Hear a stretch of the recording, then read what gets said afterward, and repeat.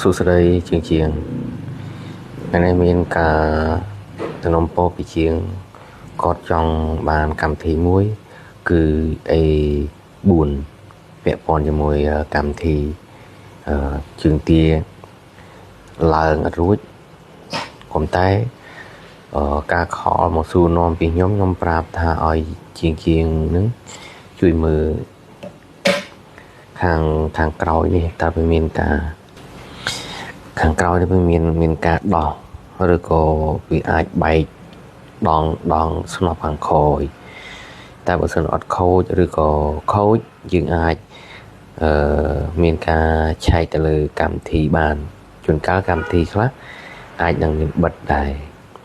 ហ្នឹងហើយនេះជាម៉ាស៊ីនមជុលមួយ A4 អញ្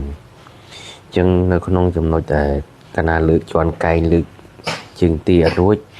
វាមានអាចខូចនឹងដកផ្លូវខាងក្នុងឬក៏បាក់បែកឬក៏គៀបដោយសារខាងក្នុងវាមានដងសូណយមួយសម្រាប់លើកជើងទាតែបើសិនអត់មានការខូចឬក៏អីទេឬក៏ឈ្នាន់យើងអាចមើលឈ្នាន់នៅក្នុងនេះអាចមានបញ្ហាអត់មានខូចទេយើងអាចមកមើលការងារខាងលើវិញអញ្ចឹងជាងខ្លះក៏ថាចង់បិទឲ្យប្រើតាបិទជើងទានេះប្រើតែបិទជើងទានេះរកកម្មវិធីបិទឬក៏អាចនឹងខូចដងសូណយចង់បិទកម្មវិធីនៅក្នុងចំណុចណាមួយនេះជាលក្ខណៈជាក់ស្ដែងបើសិនការខូចឬក៏ចង់បិទនៅក្នុងចំណុចកម្មវិធី A4 នេះនៅក្នុងនោះមានកន្លែងបិទបានអញ្ចឹងជាងទៅមើលការបិទបើកជាមួយខ្ញុំនៅក្នុងចំណុចបើកភ្លើងជាងយើងគ្រាន់តែបើកភ្លើងមកបើសិនបើម៉ាស៊ីននោះមានការអត់ខូចឬក៏ខូចយើងជន់កែងមើលតើវាលើកជើងទាអត់ក៏តែវាអាចនឹងខូចទៅលើផ្នែកនេះផ្នែកនេះអាចនឹងបញ្ជាក់ឲ្យលើកស្វ័យវត្តក៏បានឬក៏យើងបិទក៏បានផ្នែកលើកជើងទាដែរប៉ុន្តែបើសិននោះម៉ាស៊ីននោះខូចនៅលើឧបករណ៍លើកជើងទាឬក៏ជាងចង់បិទយើងអាចទៅបិទបានអញ្ចឹងយើងចូលរួមទៅមើលការបើកឬក៏បិទនៅក្នុងចំណុច P Program mode ជាងទៅរកលេខ51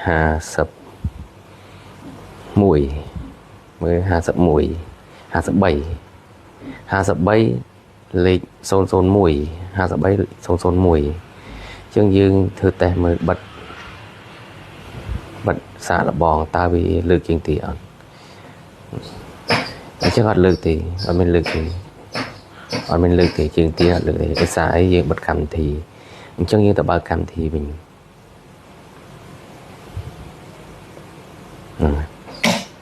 នេះលើកនេះវិធីបិទបើកលើកជើងទាបើសិនមានការខូចសូណយខូចលក្ខណៈដាច់ខ្សែណាមួយនៅក្នុងម៉ាស៊ីននេះយើងមិនចង់ដោះឬក៏អត់ទាន់មានអីវ៉ាន់ទិញចូលយើងអាចបិទនៅលើកម្មវិធីលេខ P53 នឹងបាន Program mode P53 នេះយើងអាចបិទនៅលើ001យើងដាក់លេខ0ទៅគឺវាបិទហើយដោយសារអីដោយសារខូចនៅលើឧបករណ៍ណាមួយឬក៏នេះទៅការជាក់ស្ដែងរបស់ជាងបើសិនគាត់ចង់ដោះគឺមិនដោះឬចង់ទិញចូលរឿងរបស់គាត់ប៉ុន្តែបើសិនដើរយើងដោះដូរអីវ៉ាន់ហើយយើងអត់មានអានេះឬក៏យើងអត់មានអីវ៉ាន់ដោះដូរយើងត្រូវរកនៅចំនួនដែរសម្រាប់លើកជើងទាហ្នឹងហើយតែបើយើងចង់បិទកម្មវិធីយើងមានដៃលើកជើងទានេះយើងបិទនៅក្នុងលេខ53ហ្នឹងហើយអរគុណច្រើនជាងណាចង់ដឹងពីលក្ខណៈបិទបើកជើងទាមជុលមួយតែគាត់ភាគច្រើនគាត់មានការខូចសូណយឬក៏ខូចស្នប់លើកជើងទាយឺតលឿនអីហ្នឹងហើយអរគុណច្រើនជាងហ្នឹងហើយតែតែងតែចង់ដឹងពីលក្ខណៈការប្រើប្រាស់ម៉ាស៊ីនចែក